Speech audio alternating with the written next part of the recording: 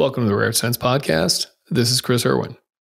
As I mentioned in the Future of Rare Sense a few months ago, I won't be interviewing guests on my podcast for the foreseeable future for several reasons, one of which will become apparent in the next month or so. The good news is that I can now record audio versions of my articles instead. This is something I've always wanted to add to the content here. I realize that many people, myself included, often prefer to consume the written word orally, and that's with an AU. It's a way to make the most of an otherwise mindless task like driving. Therefore, I like the idea of giving you the choice between reading or listening to any of my posts. An audio file can also make refreshing your memory on a topic easier. Today's episode is a narration of my article from January 1st of this year, The Mind Killers.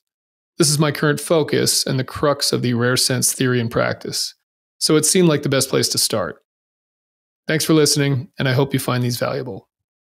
As always, remember that rare sense content is not medical advice, nor does it represent the official position or opinions of any other organization or person. If you require diagnosis or treatment for a mental or physical issue or illness, please seek it from a licensed professional. Now, without further ado, here's the Mind Killers.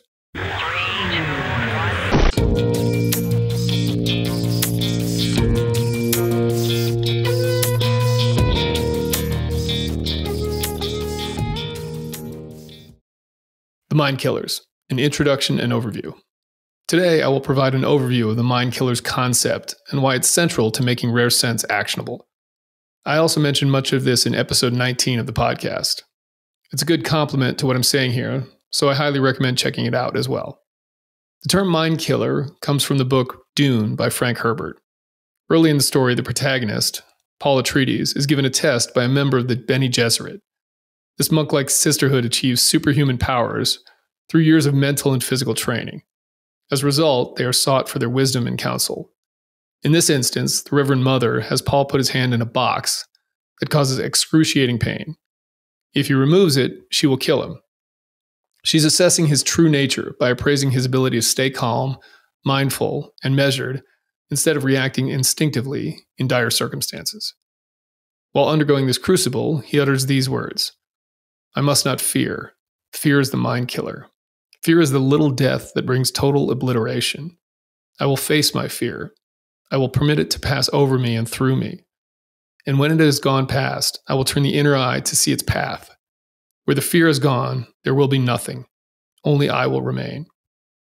This saying is known as the litany against fear. It's an invocation of sorts and a reminder that no matter what the situation, fear usually makes it worse by limiting your ability to act rationally. It can figuratively kill your mind at that moment. In a grave enough scenario, this severely reduces your overall chance of survival, so it may in turn literally kill you as well. However, if you can recognize your fear objectively and keep a level head, you dramatically improve your odds of addressing things appropriately and emerging alive, unscathed, and victorious. Acting as such is what we typically think of as courage. It's doing something despite fear. When I read that passage, it spoke to me on multiple levels. After 20 years in the military, I knew the acute terror that comes with life-threatening conditions like combat. But as someone who had spent a decade with crippling anxiety, I also knew what chronic fear felt like. This emotion was different from that referenced in Dune. It was an omnipresent background hum of perpetual worry, and in my case, the real mind killer. It was the little death of 1,000 cuts I had self-inflicted for years. Eventually, I realized that while this had been my main mind killer, there were others. They had been less prevalent and powerful for me, but every bit as real and destructive. Taking a complete inventory of my mentally unfit history, I identified 7 of them in total that are best addressed in this order: oblivion, storytelling, suppression, fear, stagnation, injury, and isolation. If you train in martial arts, you fight opponents. The more you study them and practice, the better equipped you are to counter their moves. To face the mind killers, I had to do something similar with the adversaries in my head through mental training. It required showing up every day and repeatedly putting in the work. I made tons of mistakes and often failed. But eventually I discovered effective countermeasures for every mind killer. The more I used them, the easier things got. Throughout upcoming content, I'll discuss each of the 7 mind killers in depth and detail the most effective ways I've found to combat them. All of it is based on my experience as a case study of one performing hands-on self-experimentation. But the results can be extrapolated and applied to anyone because they are tendencies we all have to sabotage our mental health.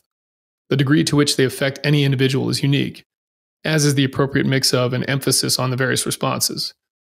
But the overall basics are the same regardless of who you are. Interestingly enough, I probably never would have read Dune if it weren't for one of my best friends, who implored me to do so before the most recent film adaptation's release. It's his favorite novel, and he often quotes the following line from the story: "The sleeper must awaken." One of my preferred axioms is similar: know thyself. It was inscribed at the Temple of Apollo in ancient Greece, where thousands of years ago, people traveled from far and wide to seek counsel and wisdom from another high priestess, the Pythia, better known as the Oracle of Delphi. Sadly, most people don't know anything about themselves. Facing the mind killers is an opportunity to change that for the better. It's a practice involving realizations that often feel like coming out of a dream or trance. This can be disorienting or uncomfortable, but it's necessary and the start of a genuine pursuit of mind fitness. A path where only you will remain.